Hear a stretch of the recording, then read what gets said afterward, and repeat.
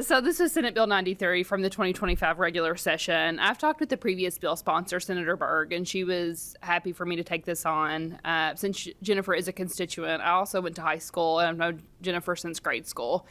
She was a year older than me. And so because she's a constituent, Senator Berg was happy for me to take this bill.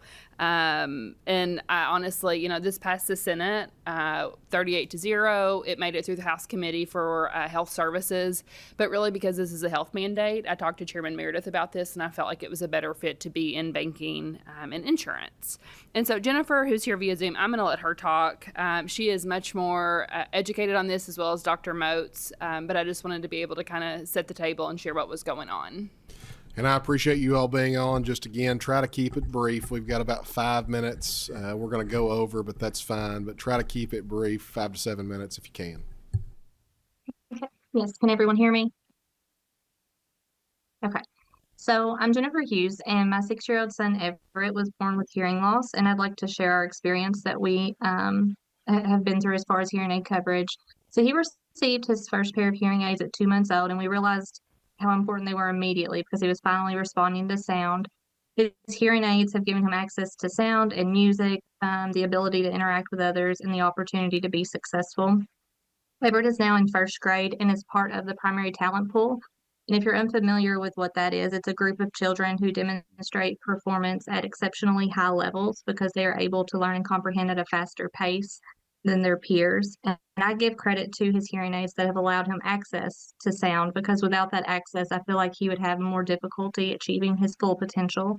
So one of the challenges we've encountered as a family is inadequate coverage for hearing aids.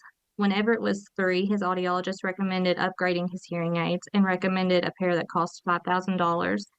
Our insurance benefit at that time read that it would cover 50% of the allowable after the deductible was met. And then we soon learned that our plan's allowable for a hearing aid was $1,000.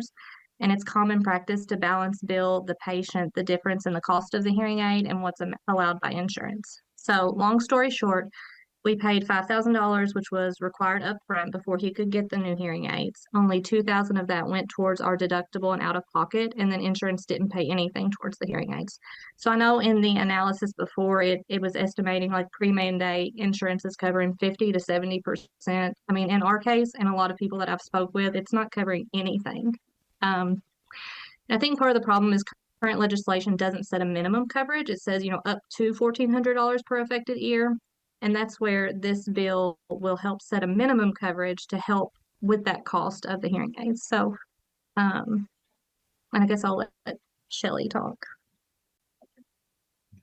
Thank you, Jennifer. Can everyone hear me? My IT setup today is a little sketchy. I'm in a random room. So I just want to talk a little bit about what we see in the clinic as far as children who have congenital hearing loss.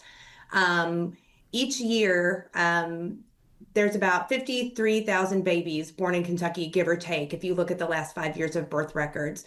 About 150 of those babies are going to be born with permanent hearing loss that requires the use of hearing aids. Left untreated, these babies will experience significant impacts to their language development, to their future academic success, and to their social emotional development. Hearing aids are a really critical piece of that treatment, as Jennifer noted for her son. In 2002, Kentucky recognized the importance of this and passed a law requiring fully funded commercial insurance plans to cover a portion of hearing aid costs for children. Under the current law, most families that are using commercial insurance are 100% out of pocket on the cost of their child's hearing aids, simply because this well-intentioned law is outdated in the era of high deductible insurance plans. This translates to approximately $30,000 out of pocket on hearing aids alone for a child with hearing loss from birth through age of 18. This figure does not include the cost to families for evaluations and other medical appointments, repair and replacement parts for the hearing device, or additional support services such as speech language therapy. And for many Kentucky families, this is financially out of reach. We were so thrilled last year when Senate Bill 93 passed out of the Senate and passed unanimously out of 2 committees. and it was noted during that process that the fiscal impact was minimal, which Ms. Hughes supported today. So it was nice to get that level of detailed reporting.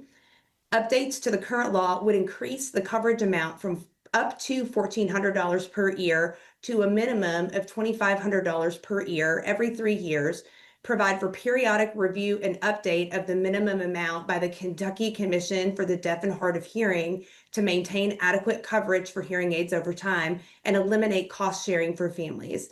The fiscal analysis shared by Ms. Hughes, which was very detailed and probably a little more detailed than I can actually understand. But one thing that it did not capture were downstream savings and expenses outside of insurance costs, which could include savings in special education costs, disability claims, and unemployment claims directly related to pediatric hearing loss. I thank you all for your time today. Thank you all very much. Representative Heavrin, anything else? Thank you, Mr. Chairman. I just want to add, I have been working with Anthem on this conversation. We are trying to figure out what the middle ground looks like. I appreciate Anthem coming to me and seeing what we can do to work this out and better understanding the issue. And so this is an issue I will continue to work on. I've never passed legislation on hearing loss or affecting the health mandate or the state health insurance mandate. I'm still learning about banking and insurance, right? We all are. And so anyways, I really appreciate them. This will be a conversation we have moving forward. And thank you to the committee for hearing us today.